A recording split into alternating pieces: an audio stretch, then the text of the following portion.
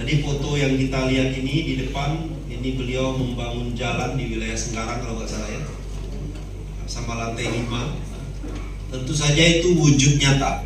Kalau pakai APBD, Pak Rusli mungkin udah garuk-garuk kepala juga nih kalau mau bangun sepanjang ini. Di tengah kondisi kita yang kena penyakit defisit. Tapi BP Tanjung Pinang hadir berkolaborasi memberikan sarana prasarana umum yang tidak hanya untuk membantu masyarakat, tetapi ujungnya adalah untuk menarik investasi.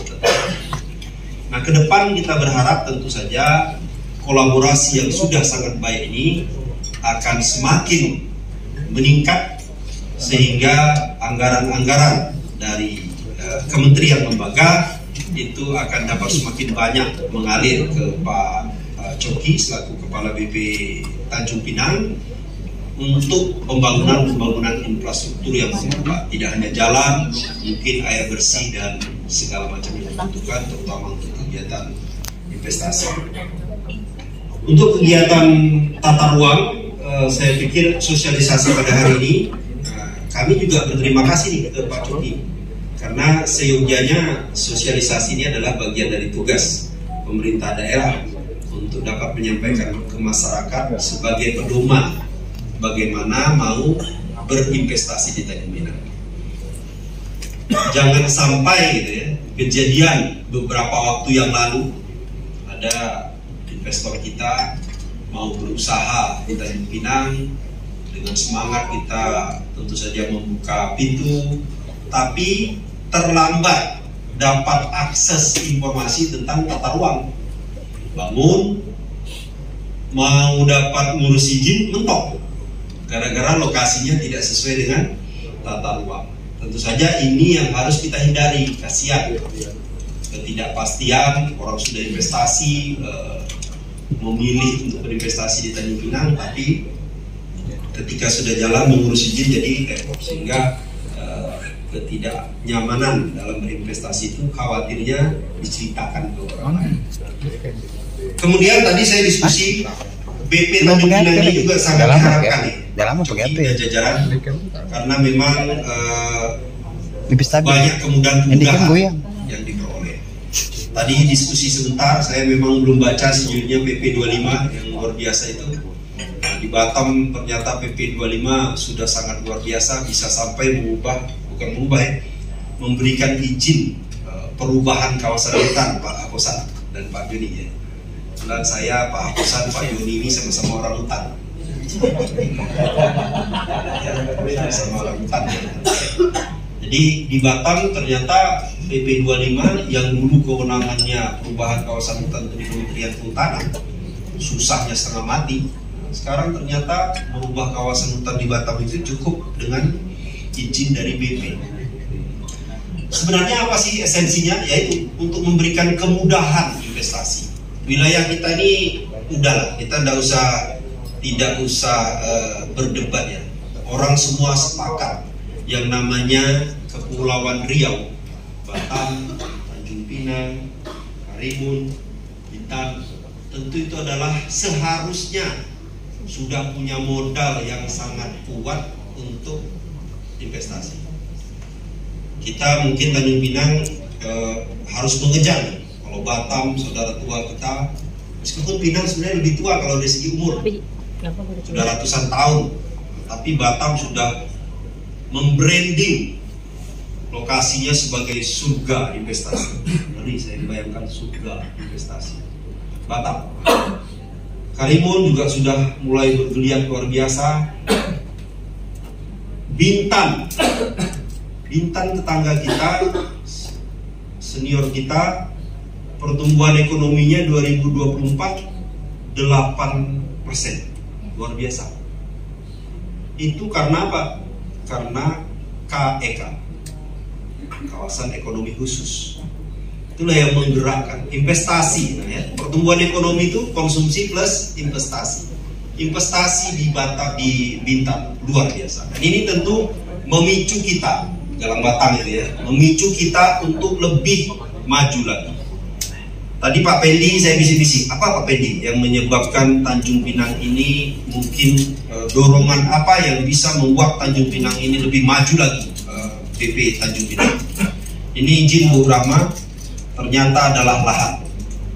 Nah, menurut beliau nih tadi, andaikan BP Tanjung Pinang ini memiliki hak pengelolaan lahan sama seperti Batam, beliau yakin dengan segala kemudahan yang diberikan, dengan segala dukungan dari kita semua, BP Tanjung Pinang bisa menjadi lokomotif untuk meningkatkan pertumbuhan ekonomi di Tanjung Pinang.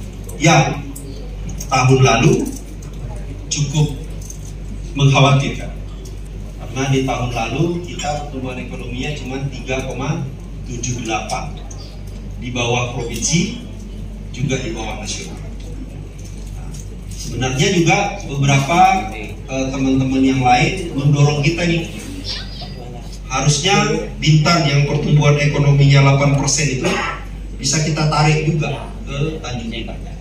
Saya berdiskusi dengan Pak Dandim beberapa waktu yang lalu. Kebetulan Pak Dandim ini pernah bertugas di Balikpapan. Beliau menyampaikan ke saya, sebenarnya Tanjung Pinang ini Pak Sekda mirip dengan Balikpapan. Bagaimana dia harus menangkap yang punya uang di kabupaten kota sekitarnya untuk belanjanya di Tanjung Pinang. Ini PR kita pemerintah. Kalau PR-nya Pak Coki bersama kita bersama adalah bagaimana meningkatkan daya saing investasi, tetapi PR dari pemerintah adalah menangkap pertumbuhan ekonomi yang tinggi di Bintan untuk ditarik ke Tanjung Pinang. Contoh kalau di Balikpapan, pengusaha-pengusaha batubara segala macam di sekitarnya itu, jalannya, makannya itu di Balikpapan.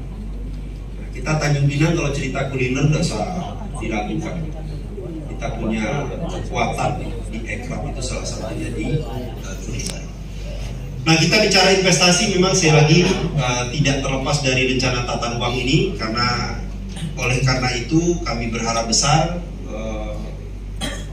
kegiatan ini dapat memberikan manfaat, dan Bu Rahma izin kalau bisa bantu didorong di Kementerian ATR bagaimana lahan-lahan ex HGB terlantar yang ada di Tanjung Pinang yang luasnya sekitar 1.600-an hektar ini, ada kebijakan dari kementerian untuk dipercayakan pengelolaannya mungkin tidak hanya kepada pemerintah Kota Tanjung Pinang, tetapi juga kepada BP Tanjung Pinang, karena satu-satunya yang mungkin akan menjadi daya ungkit kuat untuk pengembangan investasi tadi, kendalanya adalah di ketersediaan lahan.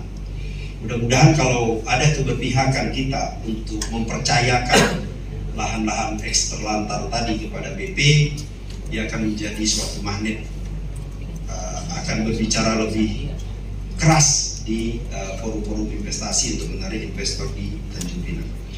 Saya rasa mungkin begitu yang dapat saya sampaikan. Sekali lagi saya mengaturkan ribuan terima kasih kepada semua yang hadir, dan kita doakan bersama semoga kegiatan ini memberikan manfaat bagi masyarakat dan pemerintah Kota Tanjung Pinang. Sebelum saya mengakhiri, izinkan saya membacakan sebaik pantun. Nelayan pergi mendebar joran, joran ditarik si ikan sembilan. Tata ruang perlu dilaksanakan sesuai aturan, pembangunan berjalan Tanjung Pinang gemilang. Tidak lupa juga rekan-rekan semua, tadi sudah disampaikan langsung oleh Pak Pendi dan Pak Sekda terkait tentang kegiatan-kegiatan yang memang dapat kami lakukan seperti tadi hutan dan lainnya. Dan mohon maaf saya belum ganti baju Pak, itu baju masih sama Pak, belum ganti baju. Kebetulan memang kami langsung mendapatkan hibah lahan untuk kegiatan di gedung lantai 5, dan kami bangun lahan kurang lebih hampir mau 800 meter. Bahu jalan, lampu jalan juga kami sudah pasangkan Pak. Dan nantinya kami tinggal menunggu nih Pak untuk lahan parkir. Kalau mungkin dari Pemko mau hibahkan, kami bangunkan juga lahan parkir untuk fasilitas gedung lantai 5 agar dapat bisa digunakan sebaik-baiknya. Adapun juga yang bisa saya sampaikan terkait tentang investasi. Tadi betul Pak Sekda sebutkan, magnet itu kurang kencang gitu di BP Tanjung Pinang atau di Kota Tanjung Pinang. Itu kenapa? Salah satunya adalah terkait dengan pengelolaan lahan. Nah, insya Allah Bapak, kami sudah menjajaki ada perusahaan raksasa yang akan masuk dengan membutuhkan kurang lebih 80 hektar. Hari ini insya Allah setelah acara ini saya akan presentasi. Dia akan memasukkan investasi pertama, tahap pertama itu 100 miliar untuk pembebasan lahan dan juga untuk persiapan lain. Dan juga ada perusahaan yang akan masuk untuk limbah pengolahan barang elektronik. Itu akan masuk juga, lumayan juga akan menyerap tenaga kerja agar pertumbuhan ekonomi atau percepatan perputaran ekonomi juga dapat meningkat di Kota Tanjung Pinang, terutama di wilayah FTZ. Mungkin PR-nya itu Pak di Segarang Pak. Tadi juga Bapak sampaikan terkait dengan tanah terlantar. Di Segarang itu HGB hampir tidak dibangun Pak oleh perusahaan-perusahaan besar, yang mana memang kami mendorong dengan adanya infrastruktur yang sudah kami bangun di wilayah Segarang. Besar harapannya perusahaan tersebut akan terangsang gitu Pak, terangsang untuk membangun segera kawasan CBD, Central Business District. Salah satunya ada perumahan dan juga mungkin perkantoran. Karena kita semua tahu bahwasanya nantinya Segarang dan Bintan akan digabung oleh PT Moya. Dia akan membangun jembatan dari Bintan menuju Segarang. Disitulah nanti akan ada percepatan perputaran ekonomi. Ada sambung di sana jembatan untuk dam air itu. Jadi memang harus ada persiapan-persiapan yang kami lakukan. Alhamdulillah untuk di tahun ini kurang lebih 2 kilometer kami sudah bangunkan di Segarang, agar besar harapannya Segarang juga menjadi Central Business District yang sesungguhnya betul-betul bisa dibangun secepat-cepatnya oleh pihak dari perusahaan. Nah mungkin kalau seandainya kan perusahaan itu hampir 1 atau 2 tahun memang tidak ada pembangunan, mungkin betul tadi Pak Sekda bilang itu mohon arahannya bagaimana untuk kami bisa mengambil hak pengelolaan lahan di tanah terlantar tersebut. Nah, mungkin kedepannya lewat cita-citanya BP Tanjung Pinang yang hari ini dan sejalan dengan moto Pak Wali Kota adalah bebenah, kami akan benahi BP Tanjung Pinang, benahi kawasan FTZ untuk pertumbuhan ekonomi yang terbaik di Kota Tanjung Pinang. Mungkin sekian saja Pak, saya tidak terlalu pandai dalam merangkai kata. Saya bisa kerja, cari investasi, masuk, bangunkan gudang. Mungkin kemarin Pak Sekda juga sudah buka gudang. Ada lagi juga tadi Pak, saya lupa, ada perindustrian ikan lagi akan masuk, tambak ikan. Itu juga pembibitan lumayan menyerap tenaga kerja, mungkin sekitar 50-60 orang di sana. Moga-moga kedepannya kami BP Tanjung Pinang bisa lebih erat dengan Pemko Tanjung Pinang, dengan dukungan Pemko, Pemprov, Dewan Kawasan, dan mungkin rekan-rekan semua, lurah dan camat. Karena Pak, ujung tombak di depan itu Pak, itu lurah-lurah Pak.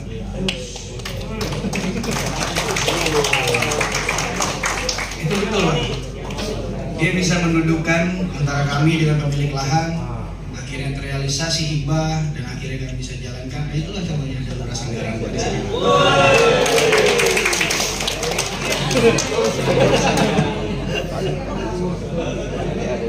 Nah mungkin cukup sekian Pak yang bisa saya sampaikan.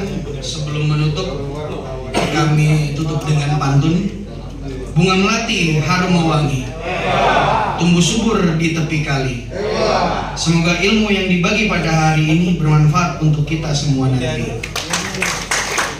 Ada satu lagi. Kepala muda ditubuk rapi, disuguh manis di pagi hari. Sosialisasi kita akan dimulai, mohon perhatian sepenuh hati. Jadi saya nggak pernah Bapak Ibu semua membuka acara, selalu saya lemparkan ke senior-senior. Kemarin Pak Kiai Haji sudah, Pak Sekda sudah. Di sini kebetulan ada senior saya di PU nih, Bapak Rusli. Saya mohon kepada Bapak Rusli untuk membuka kegiatan pada pagi hari ini. Tangan untuk Pak Rusli dimohonkan untuk naik ke atas panggung. Mari Pak Rusli. Assalamualaikum warahmatullahi wabarakatuh.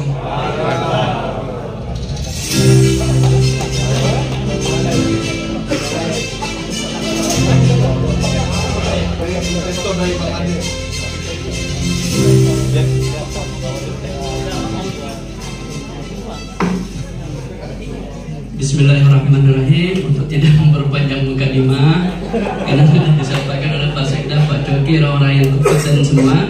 Hari ini dengan Bismillahirrahmanirrahim. Kegiatan sosialisasi Peraturan Daerah Kota Tanjung Pinang nomor 11 tahun 2024 tentang RT/RW Kota Tanjung Pinang tahun 2024-2044 resmi dibuka.